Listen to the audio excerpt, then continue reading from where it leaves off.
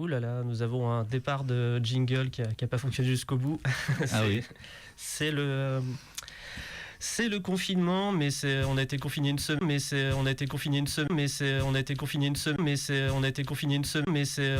nous du coup, puisqu'on est de retour sur Radio Canu. La plus rebelle des radios. 102.2. Donc moi-même, Julien Delajal et Nicolas Sébastien Landais du festival Les Intergalactiques de Lyon, qui proposons donc cette émission de science-fiction.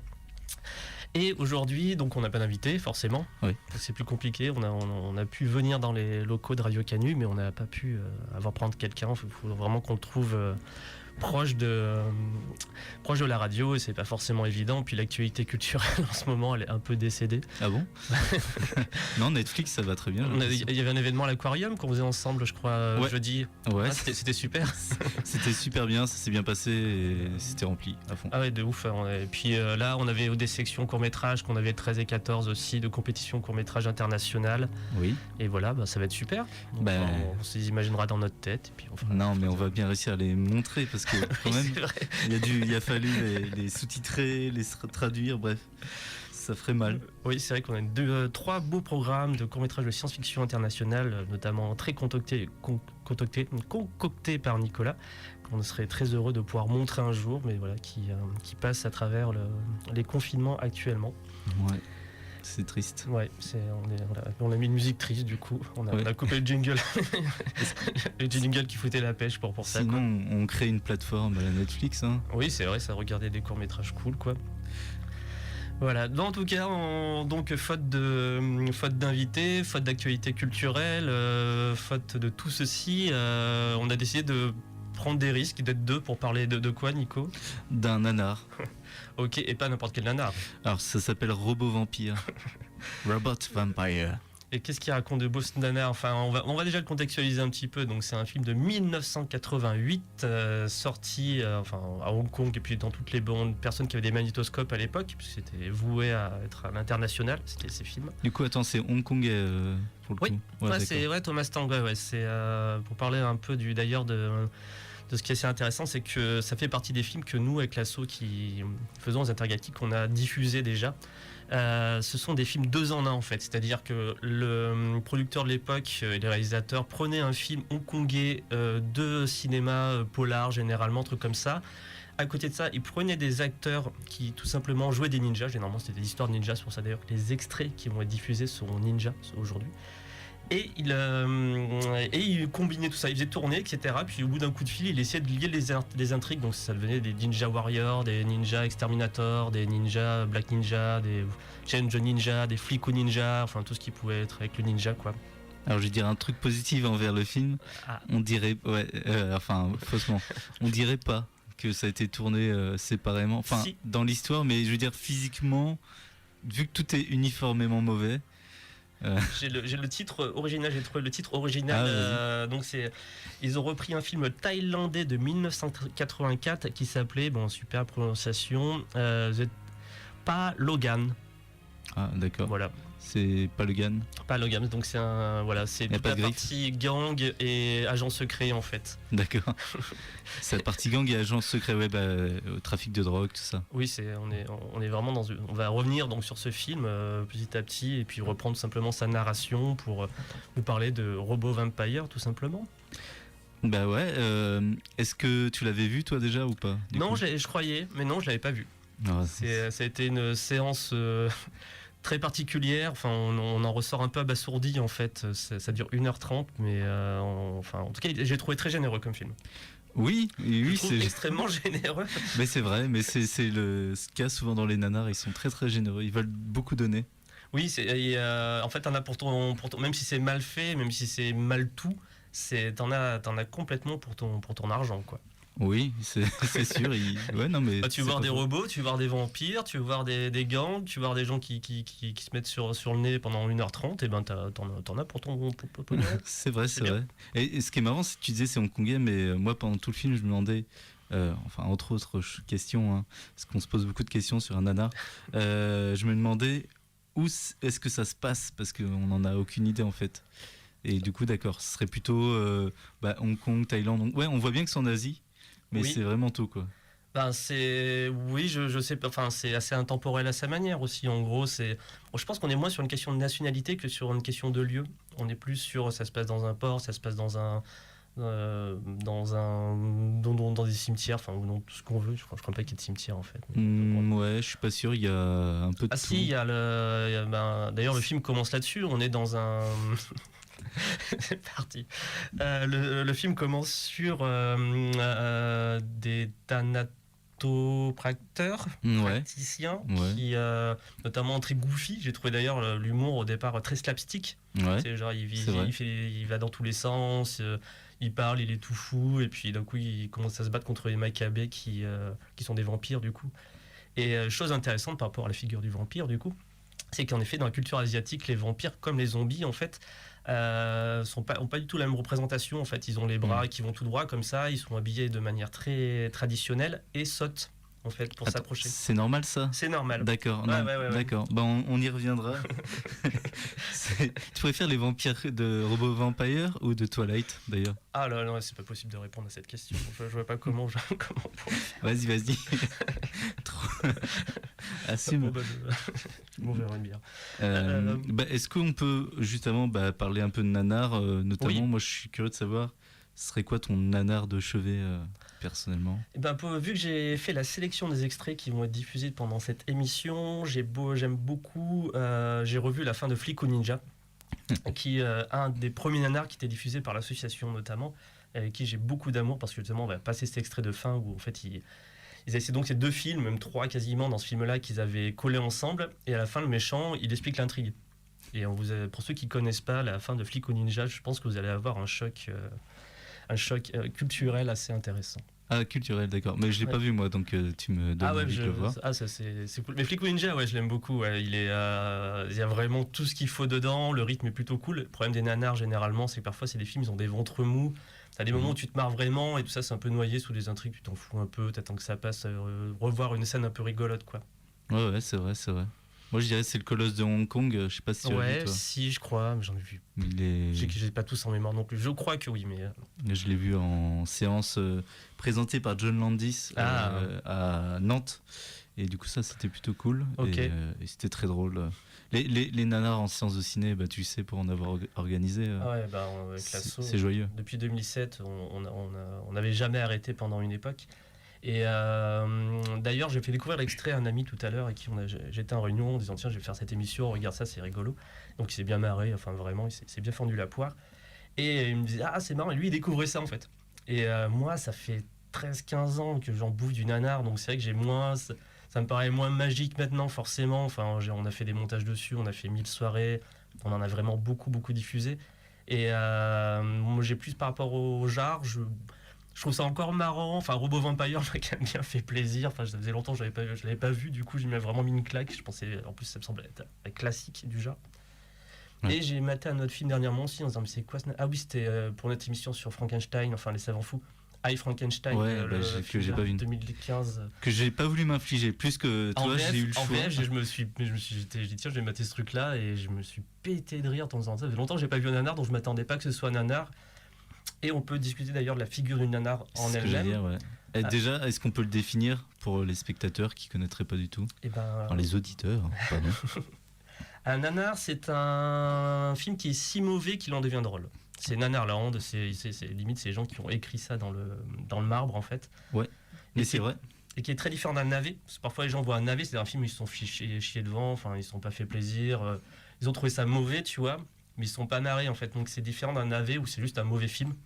Un nanar, c'est vraiment des trucs tellement improbables de réalisation, d'acting, de doublage, de SFX, etc. Mais du tout, ouais. Ouais, de plein de choses. C'est général. C'est réussir à chier n'importe quelle étape de ton film, j'ai l'impression. Ou parfois juste une seule, parfois c'est juste si c'est SFX, c'est juste que ça vieillit parfois, etc. Mais les doublages des années 80 notamment, comme on va en entendre un ou deux, sont fabuleux, quoi. Enfin, Ouais. vraiment, et même les doublages de Robo Vampire. Donc c'est la VOST qu'on a regardé, les doublages sur le doublage anglais, mais ils sont cultes. Hein. Ah oui, ils sont déjà dégueulasses. Ce que je veux rajouter sur le nanar, ce qui me semble très important, c'est que ça doit être involontaire. Oui. Et ça, faut pas l'oublier aussi, parce qu'il y a les films à la Sharknado qui Oui. font exprès d'être des nanars. et pour moi, ça n'en est pas, vu Tout à fait. qu'ils le veulent. Ils décident d'être nuls, ils décident de faire des dialogues pourris.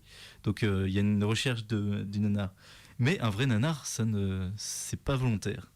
Et ça Et Sharknado, justement, c'est par rapport au nanar, c'est vraiment. C'est limite l'anti-nanar, parce qu'ils font des films mauvais, ils savent, mais ils vont à le vendre parce que le titre est rigolo, etc. Et c'est imbitable en soi, certes, mais je me rappelle plus le mot exactement, mais c'est vénal, quoi. Oui, c'est vénal, et puis du coup, on a moins de tendresse parce que on se dit pas que ils ont essayé de bien faire, etc. Non, Ouais, non, ils s'en foutent en fait. c'est ça. Les gens qui disent c'est des nanars, les C'est vieux de la vieille font comme toi, moi, etc. Ils regardent, non. Ouais, c'est ça. Mais moi, après, il y a un truc qui m'énerve beaucoup, du coup, c'est effectivement la mauvaise utilisation du mot nanar. Ça arrive trop souvent, et moi, je sais pas pourquoi, hein. Je suis sur des détails à la con comme ça. Ça a tendance à m'horripiler quand on dit qu'un film est un nanar, alors qu'effectivement, c'en est pas du tout un. Tu te rappelles l'autre fois où je t'en parlais sur un film qui était appelé Nanar, Ouais. le film de Richard Elfman, qui est pour moi un film de série B, Les Têtes Réduites. Oui. Et en gros, je trouve qu'il y a vraiment, vraiment, vraiment plein de gens. La majorité des gens, en fait, pas trop cinéphiles, ils vont appeler effectivement directement un film de série B, un film de série Z, ou juste un mauvais film, un nanar. Et ça j'avoue que ça a tendance vraiment à C'est comme m'hérisser les poils. ça fait partie de ces mots de pop culture qui ont pris leur essor dans les années 2000, en fait, comme le mot geek, Ouais. qui même avant 2008, etc., était inconnu de personne, était connu de personne justement. Et les gens en 2008, le mot geek commençait à arriver, c'était cool. Et de maintenant, c'est devenu tellement galvaudé, quoi. Dès qu'un truc s'appelle geek, maintenant, tu rigoles. C'est vraiment autant revenir au mot nerd à la rigueur. Et Nanar a fait partie de ça, notamment grâce au travail de Nanarland, qui ont monté leur petit site. À cause. Ils ont popularisé le truc, et puis tu regardes le nombre de chroniques qu'ils ont, les émissions qu'ils ont faites, les soirées qu'ils ont faites. C'est une super équipe, Nanarland, et ils ont vachement travaillé le truc. Justement, sur Thomas Tang, qui a réalisé ce film, je suis allé voir donc, sur leur fiche. Ah oui, c'est très bien décrit. Est-ce que ce type a existé? C'était un peu la question, parce que c'était pas un pseudo d'un autre réel, etc. Et ils ont fait un vrai travail de recherche journalistique par rapport à des photos qu'ils ont retrouvées, des témoignages. Si ce type a bien existé, il s'appelait bien comme ça. Et voilà, mine de rien, ils ont fait des interviews aussi, notamment de gens comme Bruce Baron, etc., qui jouaient des ninjas dans les films hongkongais à l'époque.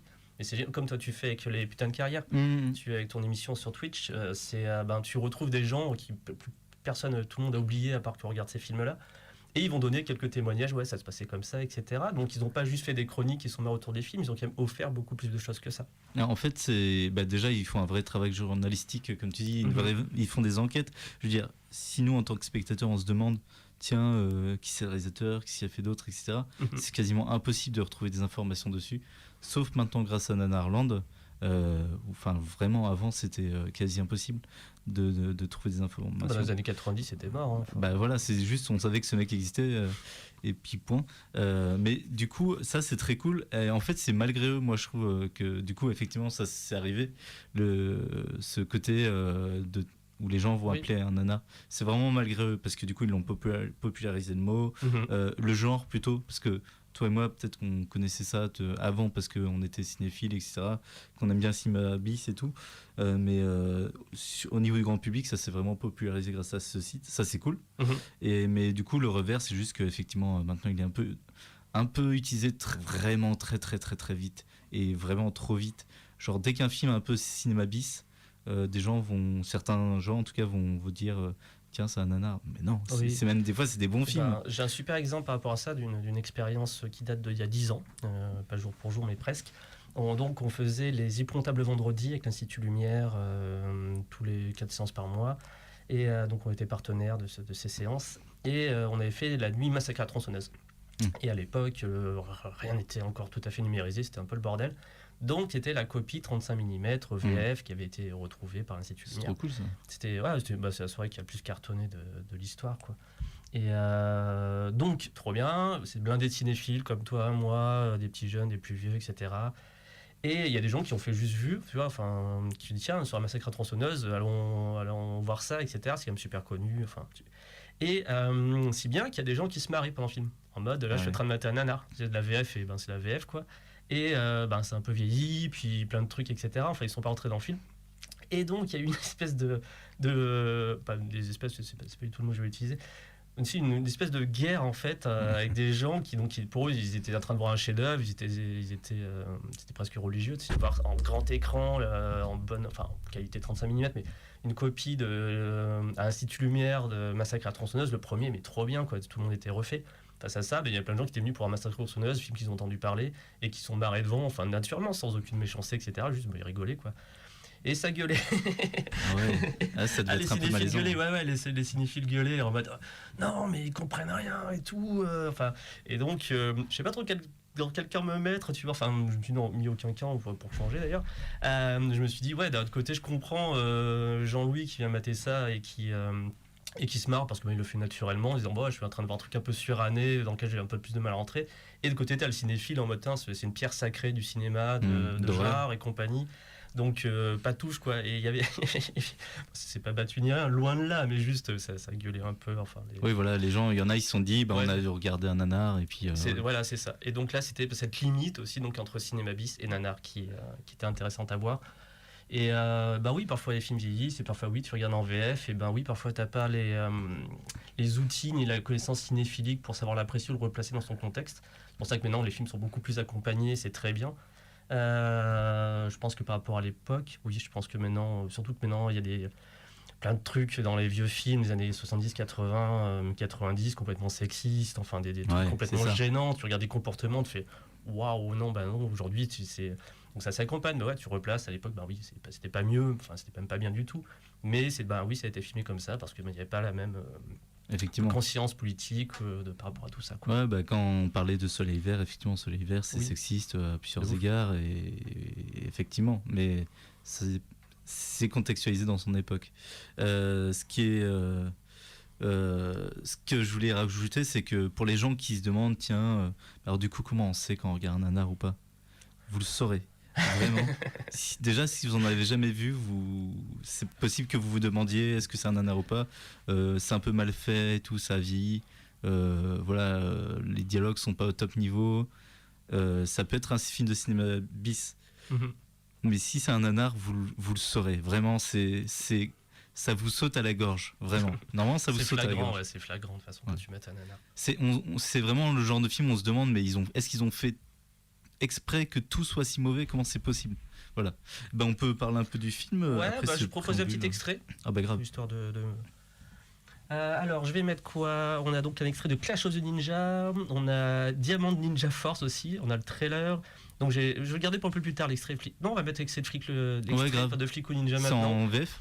Oui, bien sûr qu'il est en VF. Oui, là c'est tout de la VF. Et donc je recontextualise. C'est donc un film hongkongais réalisé par Godfrey Ho. On est dans les années 80. Il a pris un film hongkongais, policier, etc. Il a appelé ses acteurs américains pour jouer des ninjas. Et il a fait un film en tout ça en mixant, genre s'appelle au téléphone, où ils font semblant de parler ensemble en chant contre chant. Et il y a donc une histoire. Et donc là, à la fin, le gentil vient confronter le méchant pour le combat final. Et là, c'est l'explication de tout ce qu'on a regardé. Et ça nous explique tout ce qu'on a regardé, quoi.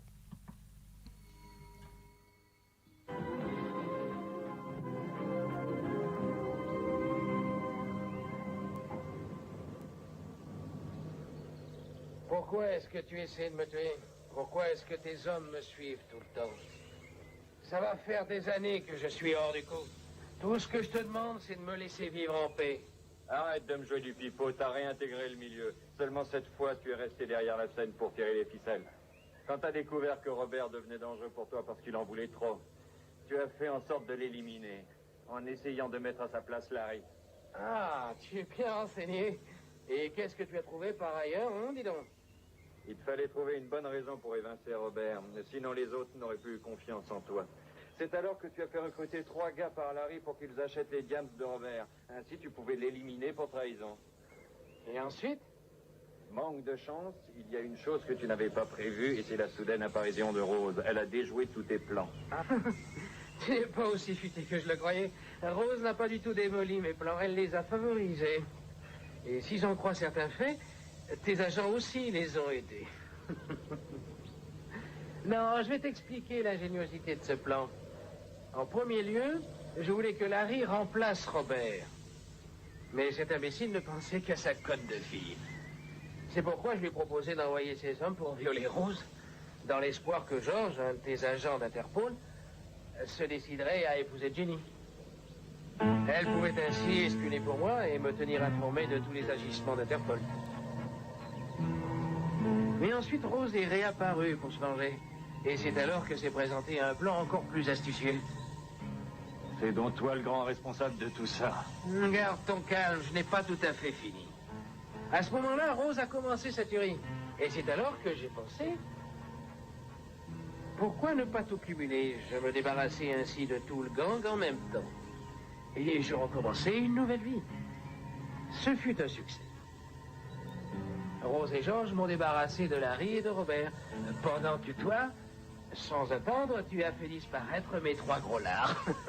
Tu n'es qu'une ordure et un enfoiré de première. Oui, mais quand tu auras disparu, il n'y aura plus personne qui connaîtra mon secret et je pourrai recommencer autant de fois que je le veux.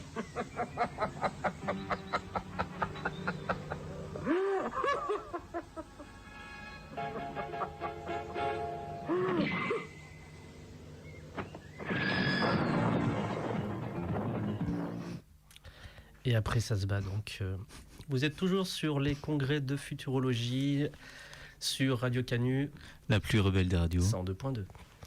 Et donc, nous parlons de nanar avec notamment l'incroyable Robo Vampire, film de 1988 hongkongais et qui voit s'opposer un robot, parce qu'il n'y en a qu'un, Ouais. contre des vampires. C'est ça. Il y en a plein.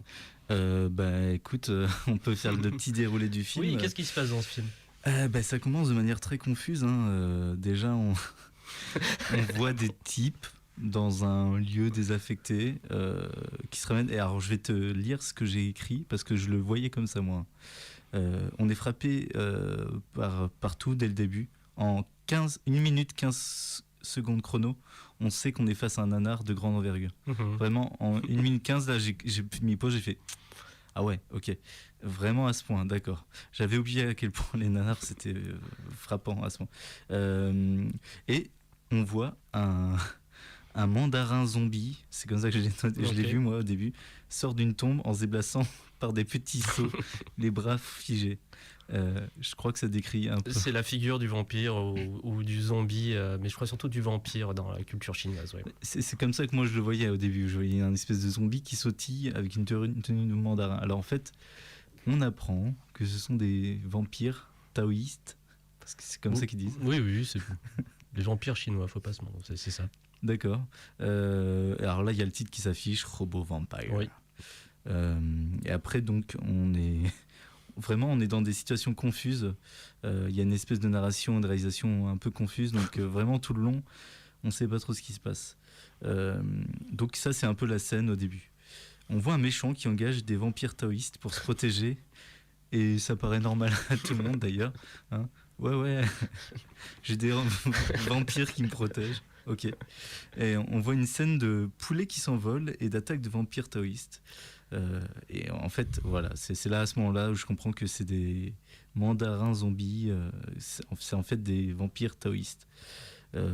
Et là, à 15 minutes de film, je mets une pause encore et je me dis, putain, j'ai l'impression d'avoir vu 30 minutes de film. Il paraît vachement plus long que ce qu'il est, effectivement. Il fait 1h30, tu fais l'impression d'avoir eu 2h30 d'image, quoi. C'est ça, et C'est donc vraiment, à 15 minutes, j'ai mis pause, j'ai fait, mais attends, 15 minutes là, mais c'est pas possible, je vais... Non, mais c'est Comment je généreux, fais c'est ce que je dis, c'est un film complètement généreux. Il t'offre, tu vois, t'as des vampires, des malfrats, des magiciens qui contrôlent les vampires, qui aident les malfrats. T'as plein de choses qui se passent, tu vois. Enfin, c'est... Enfin, oui, c'est ce que j'aime bien. Enfin, non, c'est pas pour se défendre, c'est un gros nanar et c'est incroyable. Non, c'est généreux. Oui. Mais c'est généreux. Enfin, on est là, t'as une jaquette, même si sur la jaquette, on voit Robocop à la base. Ouais, grave. Ils ont trop repris Robocop, quoi. Ils avaient peur de rien, quoi. Enfin, bon. Pour continuer, alors, donc, déjà, si vous comprenez rien un peu ce qui s'est passé, c'est normal. Hein, parce que nous aussi, en gros. Il y a un mec qui se fait attaquer par des vampires dans une espèce de cave. Il met des sachets de drogue sur les vampires. C'est ça. Et en fait, ça les réveille. Bref, du coup, c'est vraiment confus, mais pour tout le monde, je pense. Il y a une meuf qui apparaît de nulle part, toute blanche, et elle dit qu'elle veut se venger de son amour mort qui a été transformé en vampire. Alors, ça semble être une espèce de fantôme, un peu, ouais, une espèce de démon, fantôme, femme, enfin, fée aussi au pouvoir, un peu what the fuck. Une femme en blanc, quoi. Ouais, c'est Et puis là, ils se battent. C'est une grosse baston avec les méchants trafiquants. Et j'aime bien parce que quand elle lui dit que son amour a été transformé en vampire, la réaction du méchant, c'est quoi ? Une femme blanche et un homme asiatique ensemble ? Mais c'est impossible. Ça, je ne l'ai pas retenu du tout, quoi. Et je mentionne que à ce moment-là, on voit quand le vampire se réveille, on voit un cochon d'Inde qui apparaît dans le cadre. Je l'ai donc bien vu. Ah, voilà. C'était pour parler de la figure du cochon d'Inde dans le cinéma en général. Effectivement, à mon avis, ils ont voulu signifier des rats ou des souris. Et ils ont pris un innocent cochon d'Inde qui est complètement pas l'inverse de ces animaux-là, mais qui en tout cas ne traduit pas la même chose. Le cochon d'Inde, c'est la douceur. Bref.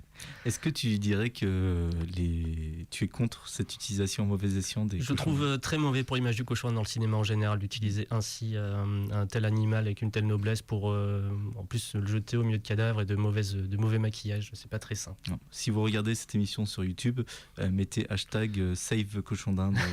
Hein.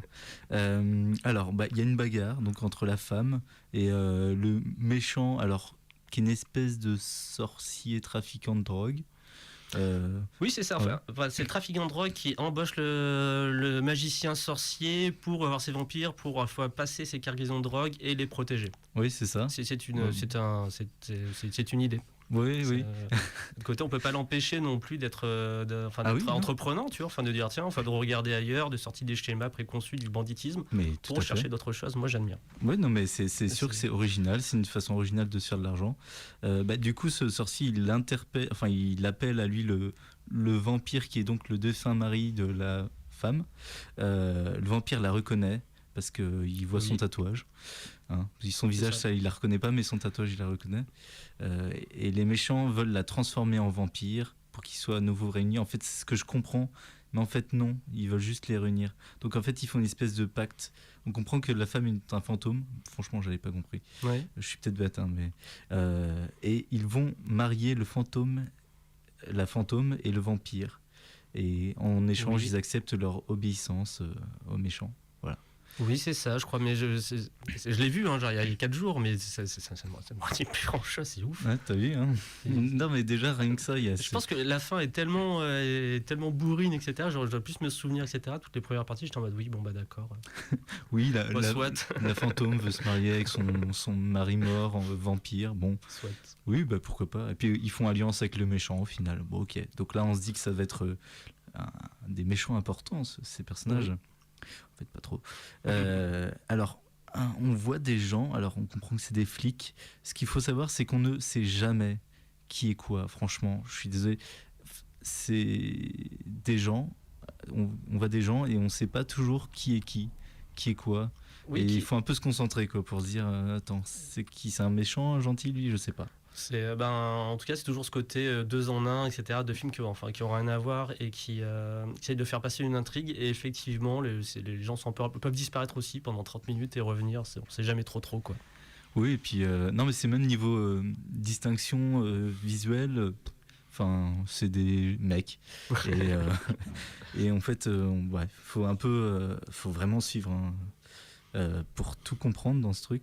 Il y a un flic héroïque qui décide d'aller empêcher la vente de drogue. Il y a une fusillade entre les flics et les trafiquants. Alors il y a plein de fusillades. Hein. Oui, ça rythme le film en fait. Ça permet de, quand tu t'endors un peu sur l'intrigue, d'un coup, fusillade. Ok, ça fait du bruit. Les trafiquants voient un vampire tuer les flics et le flic perd son collègue qui est lui-même est battu et tué. Le méchant trafiquant sorcier s'échappe avec son 4x4 rouge. Je sais pas, ça m'a marqué le 4x4 rouge.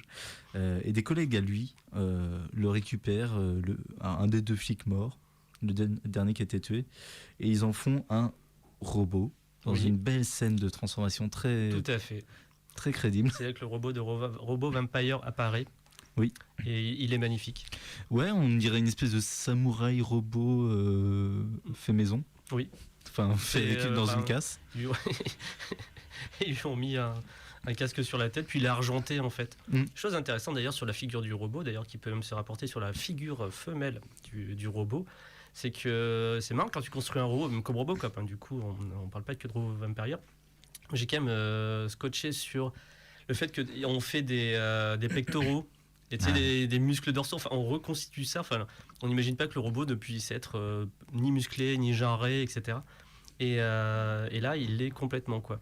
Oui. Enfin, vraiment, on est là. Si on fait un robot, il faut lui faire des pectoraux, il faut lui faire des abdominaux, enfin, des muscles de Ouais. cuisses, enfin, de partout, etc. Alors que c'est pourquoi? Bah, je pense déjà à Frieslang et Metropolis où il Oui. y avait déjà une forme féminine. Bah, j'imagine que c'est pour essayer de se rapprocher le plus possible d'un humain. Mais ce qui est marrant, c'est qu'ils essayent pas vraiment. Ils vont pas faire une peau ni rien. Ouais, Donc c'est vrai que ça n'a pas trop de sens finalement.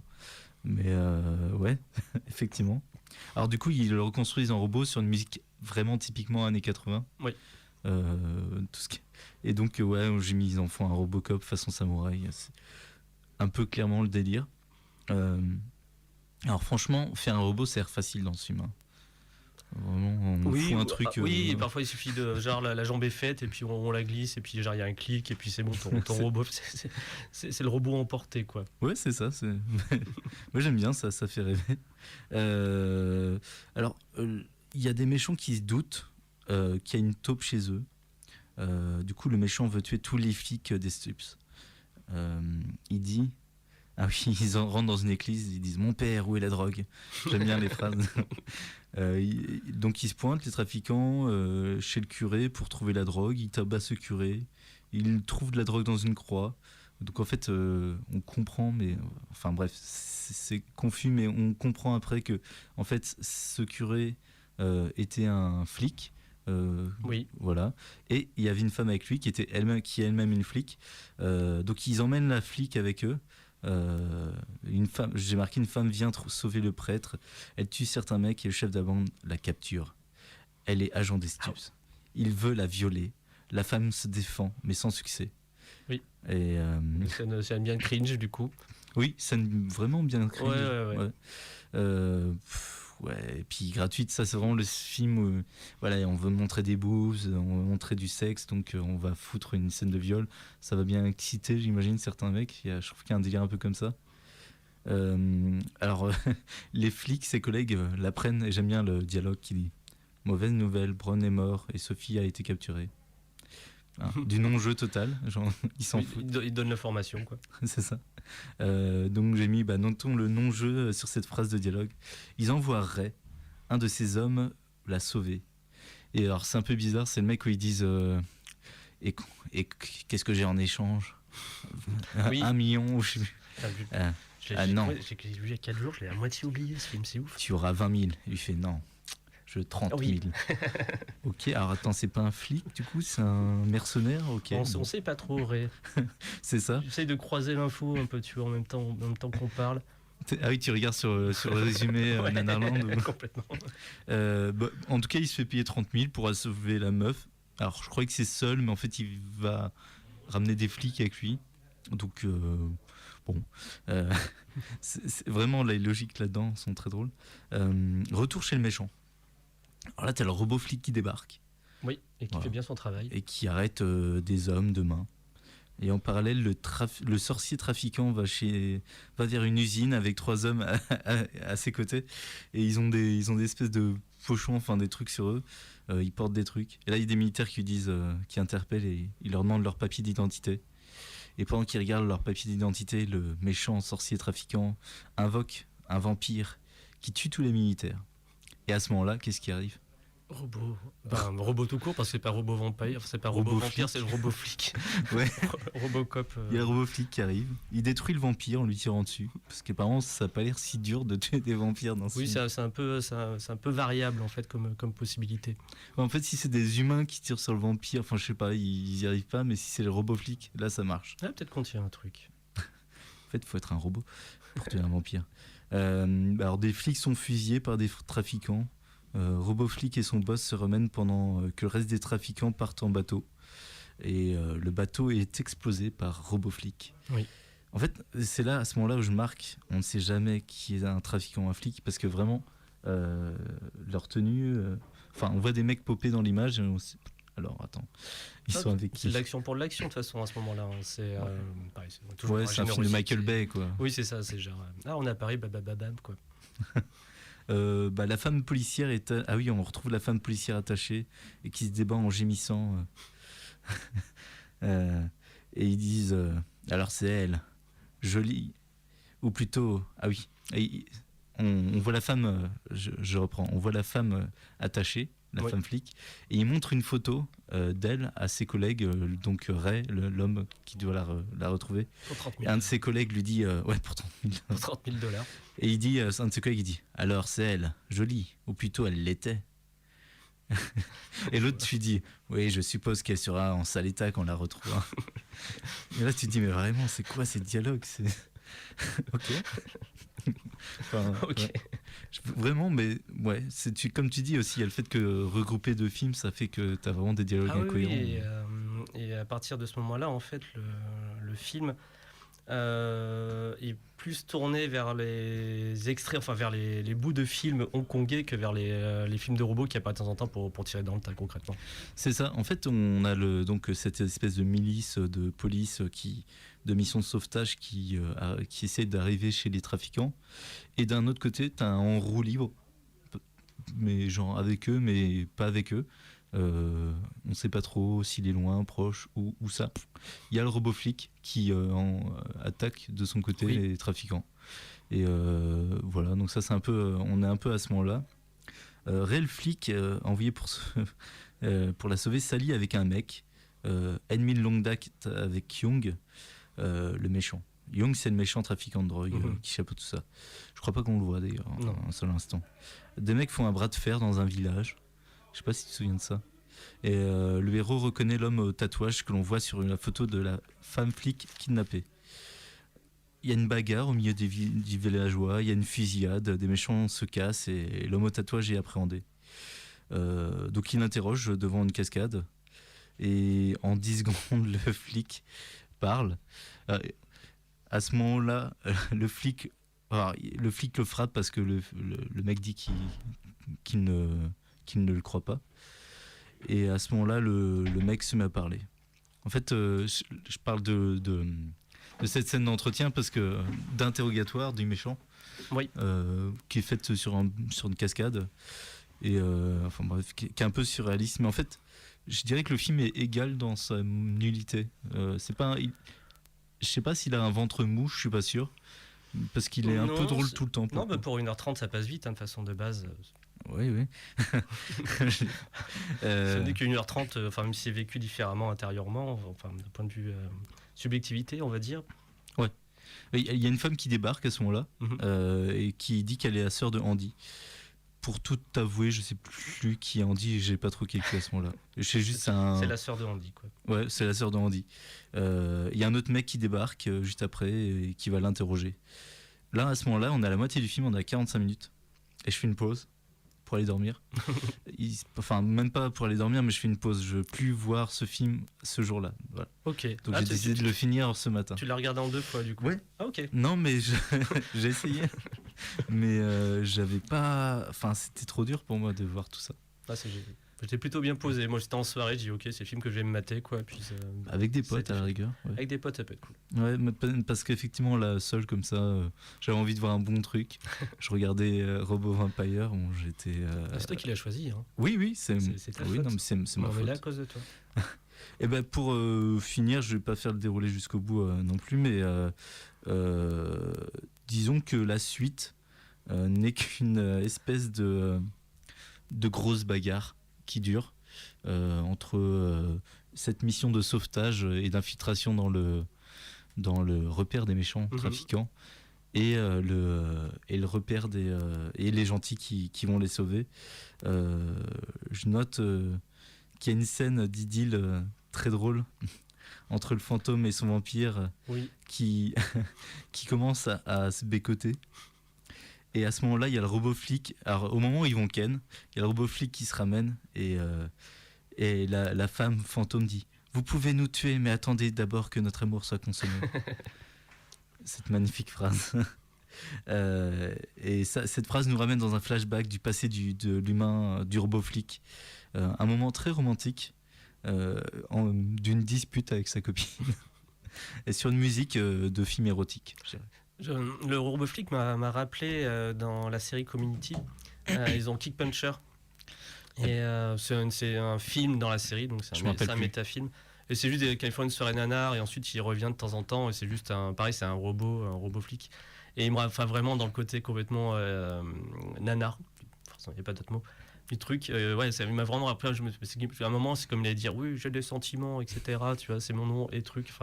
Et ça rappelait vraiment ça, quoi. Ouais, ce côté souviens-toi de moi. C'est ça. Oui. Enfin, qui parodie un peu Robocop finalement, où il y a un peu ce jeu-là aussi, sur le fait qu'il a un peu des souvenirs du passé. Et qu'il le fait beaucoup mieux. Parce que j'ai déjà entendu quelqu'un dire que Robocop était un nanar. S'il vous plaît. Robocop n'est tout sauf un nanar et surtout il faut pas le prendre au premier degré parce que son réalisateur ne l'a pas réalisé au premier degré.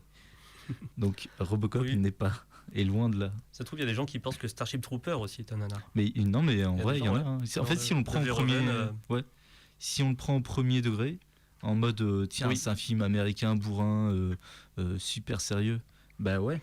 Starship Trooper, quand je l'ai vu au cinéma à l'époque, j'en suis sorti extrêmement perturbé. J'étais en mode mais qu'est-ce que je viens de regarder, je m'attendais avant j'étais bébé moi quoi, et j'étais en mode tiens je vais voir un film bourrin etc. Et donc je me disais cool, Marines contre Aliens quoi concrètement.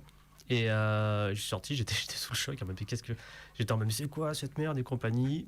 Ça n'a pas duré longtemps, 2-3 semaines plus tard j'ai fait mais c'est génial en fait, ça m'a vraiment pris, ça a pris 3 semaines, je crois exactement 3 semaines. Après j'ai fait mais c'est génial, mais juste il a fallu que je processe en fait, que je sorte de ma construction capitaliste américaine du film de Marines quoi. Et j'ai lu des articles, je lisais les Mad Movies, les machins.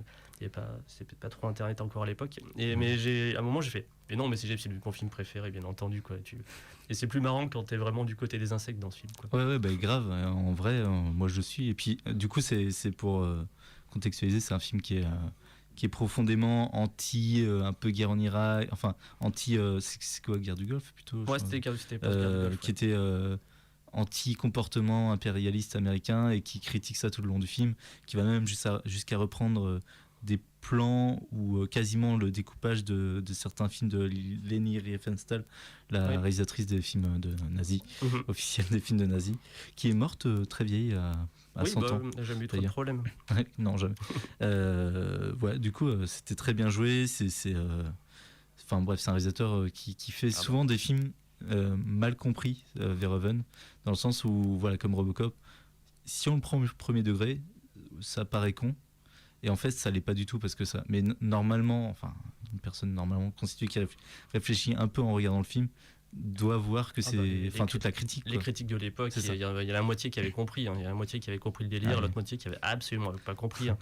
Neil Patrick Harris à la fin, avec son costume nazi et compagnie, je veux dire, moi j'étais jeune, donc je me pardonne d'avoir. Parce que j'étais jeune, quoi.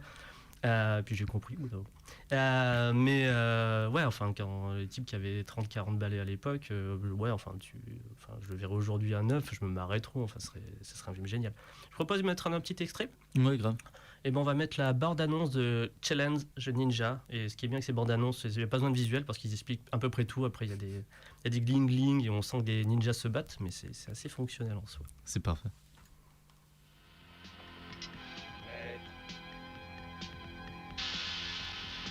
Nous avons des problèmes. Il faut éliminer nos ennemis.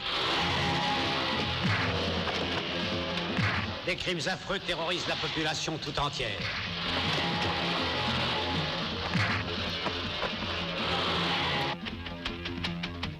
L'histoire poignante d'un jeune homme ne vivant que pour venger le meurtre de sa famille.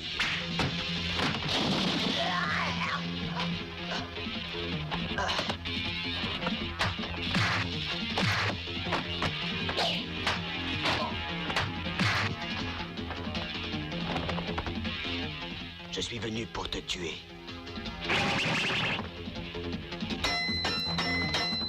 La mort, l'honneur et la traîtrise sont les 3 thèmes de cette histoire.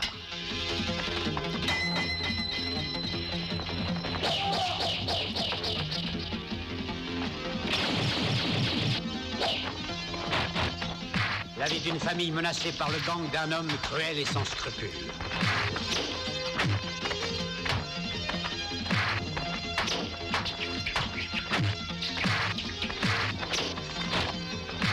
Un ancien bandit partagé entre le désir de racheter ses fautes et de sauver sa vie.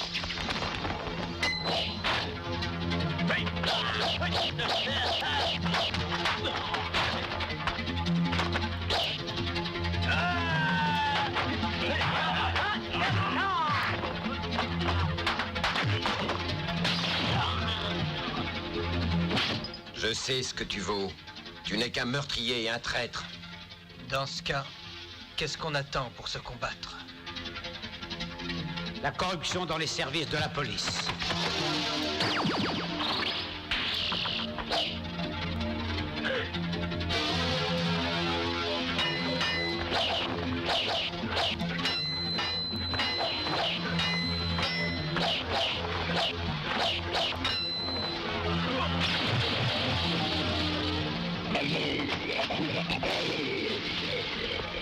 Il ne peut y avoir qu'un seul vainqueur, le bien ou le mal.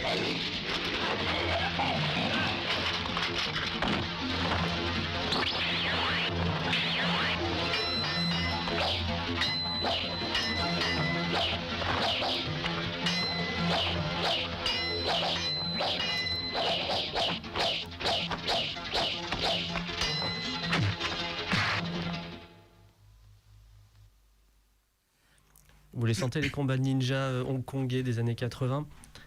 On espère que oui. Ils sont cool, hein, vraiment. Si vous tapez ninja extrait bande-annonce sous votre moteur de recherche vidéo préféré, je pense que vous trouverez quelques petites pépites vraiment cool. Ouais. En tout cas, vous êtes sur les congrès de futurologie, sur Radio Canu. La plus rebelle des radios. 102.2. Magnifique. Et ben on va donc finir cette émission. Ben on a résumé donc ce film. Alors Nico l'a résumé et moi j'étais en mode ah oui mais c'est vrai il s'est passé ça mais non il reste pas en tête c'est incroyable. Ouais, t'as vu, mais est-ce que tu te souviens qu'il y a le supplice de la goutte d'eau à un moment? Oui. Okay. Donc la fin ça va un peu mieux.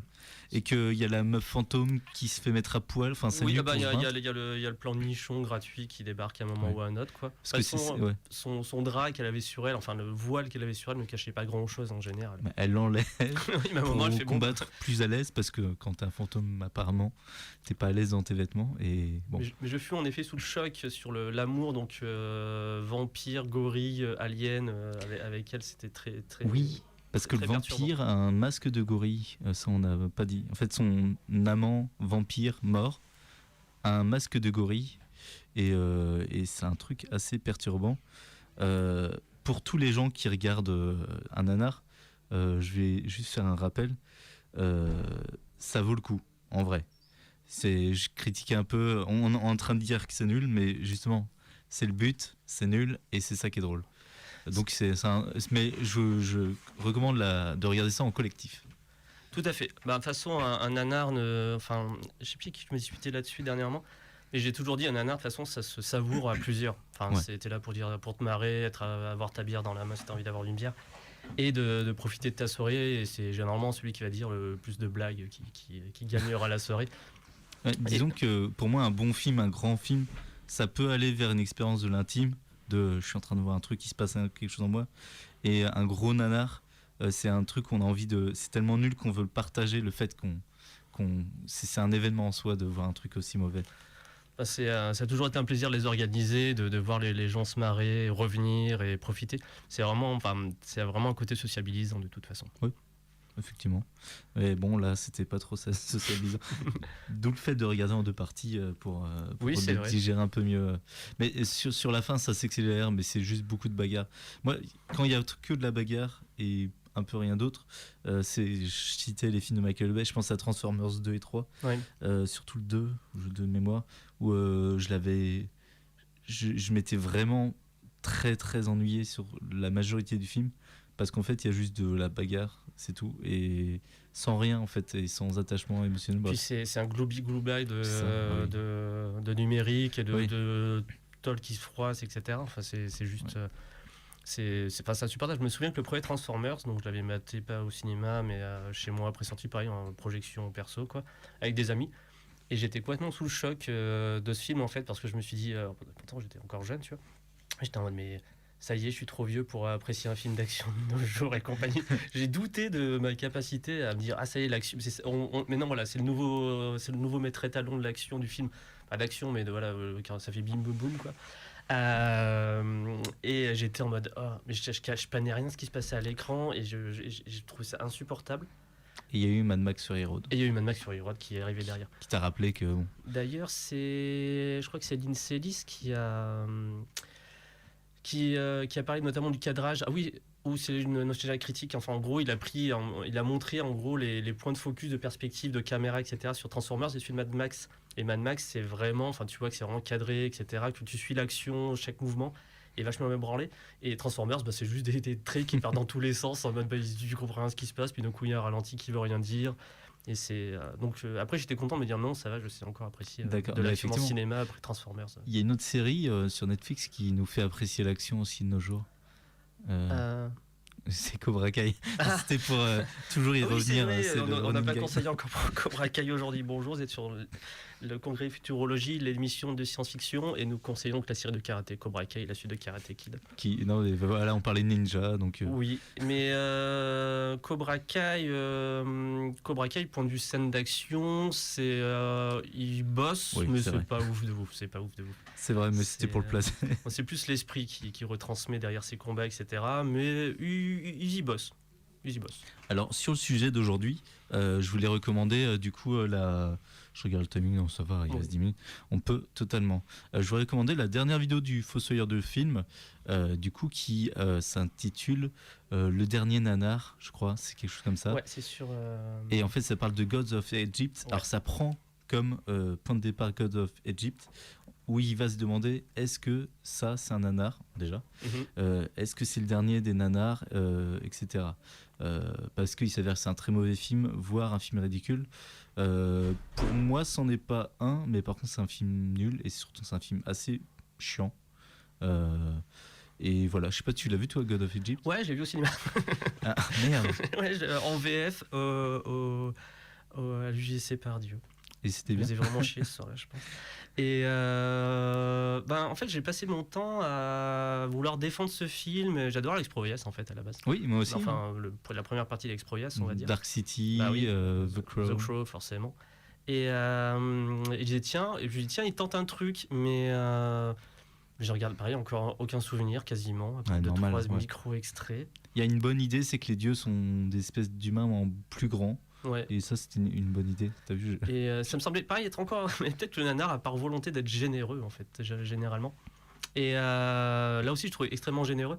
Mais c'est quand même une bouillie numérique, qui raconte pas grand-chose. Et c'est un peu. Ces films des années 2010, enfin un peu. Il y avait aussi Prince of Persia qui. Ah ouais. C'est pas la même chose. J'ai aucun souvenir. Mais pareil, j'en garde rien. C'est les films Disney, ça. Ouais. Enfin, moi, les films Disney. Alors, je parle pas parce que quand on dit film Disney, maintenant les gens ils vont penser aux films Marvel et tout. Bah oui. Non, on parle bien des Prince of Persia, de l'Apprenti sorcier, tout ça. Oui. Je trouve que c'est des films ennuyeux. Ils ont un espèce de cahier des charges qui essaie de copier-coller des succès, genre Harry Potter ou je ne sais quoi. C'est vraiment, pour moi, c'est des films que j'ai évité à une période.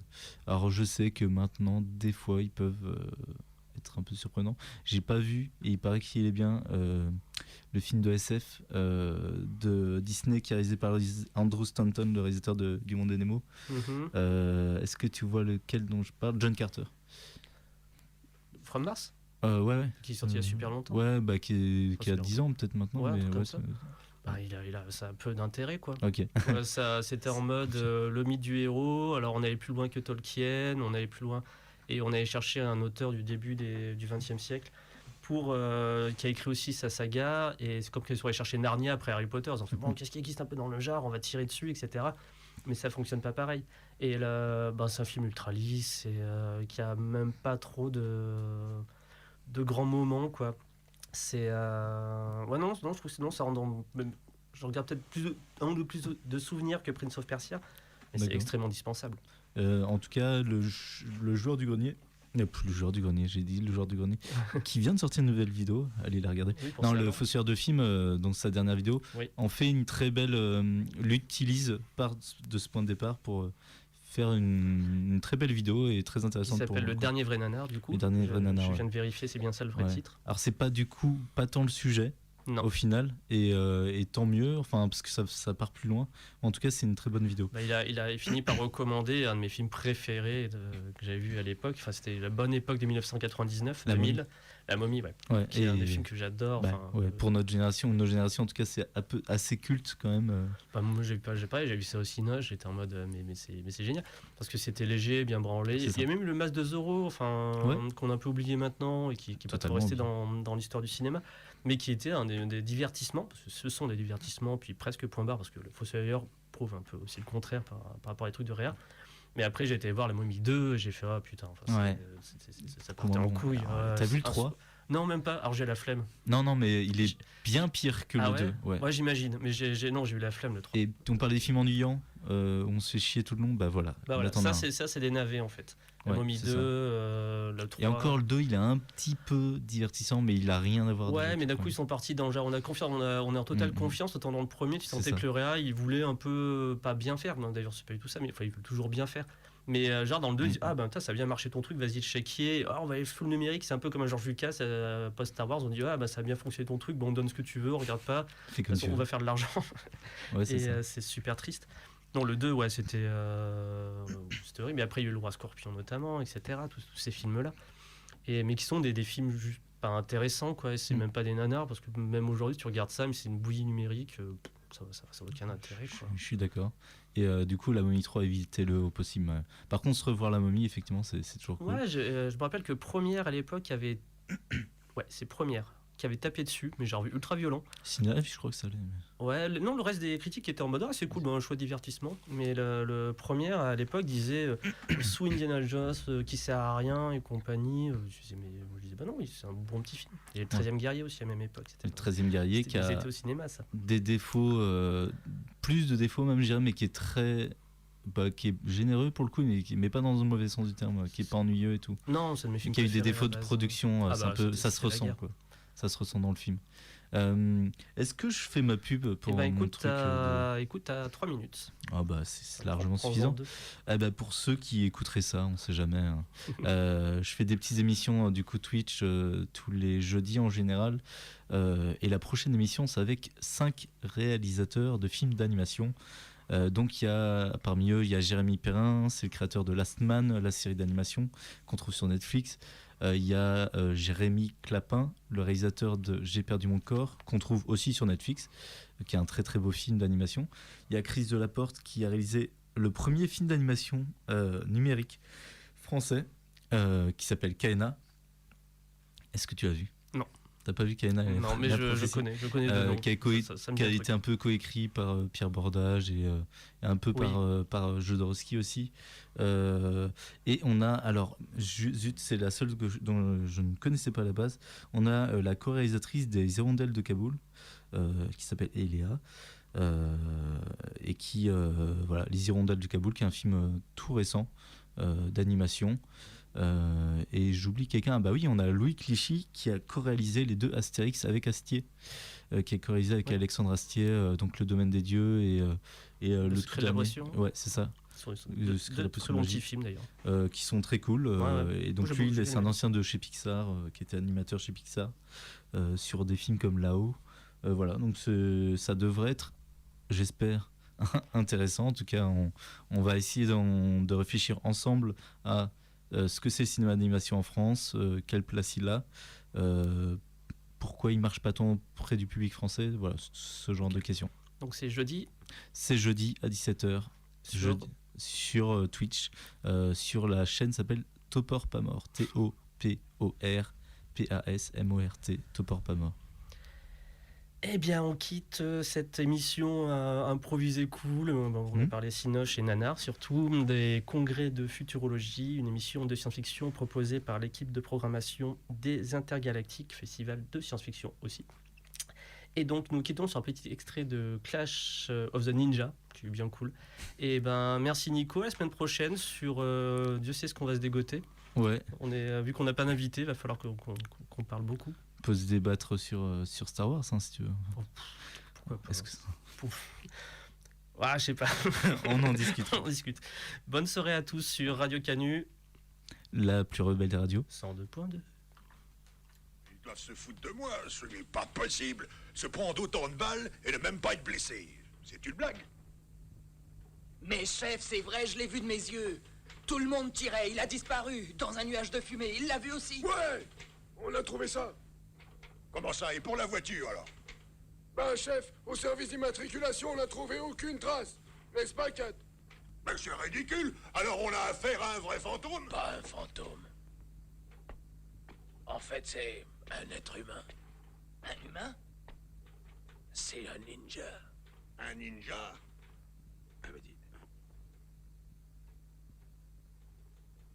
C'est ça, oui. Qu'est-ce que c'est, un ninja? Les ninjas sont une branche des fameux samouraïs. C'est une vieille organisation. C'est une vieille organisation. C'est une vieille organisation. C'est une vieille organisation. C'est une vieille organisation. Leur origine remonte à plusieurs centaines d'années. Une grande partie de leur histoire est inconnue. Il n'existe plus beaucoup de ninjas maintenant, mais ils ont tous une technique de combat mortel. Ils sont très dangereux. Ça ne sert à rien d'utiliser une arme. Les ninjas ne meurent jamais. C'est difficile de parler de leur énorme pouvoir. Pour être bref, ce sont des tueurs professionnels. Hein? Des hommes comme ça existent? Ouais. Tony, si les ninjas sont si puissants, ils doivent être dans le coup. Je crois même que là-dessus, il n'y a plus de doute à avoir. Qu'est-ce que nous pouvons faire? Pour tuer un des ninjas, il faut que l'homme soit aussi ninja. Ah, c'est tout simple. J'en connais plein. Et alors, où est-ce que je vais en trouver un? Ne vous inquiétez pas, j'ai un ami qui est ninja et nous n'avons pas à apprendre le jujutsu pour liquider ce monstre. Si j'arrive à en trouver un, il n'y aura pas de problème pour tuer le ninja. Tony, allez le chercher. Oui, ne perdez pas de temps. Non, ce n'est pas le moment, nous ne savons rien de l'autre ninja. C'est vrai, nous ne savons rien. Il doit avoir des complices. Et où se cache-t-il? Juste, il faut d'abord retrouver tous ces hommes. Alors, nous les suivrons et nous saurons où se cache le chef. Ça me paraît sensé. Et nous fouillerons tous les locaux, nous saurons toute l'histoire.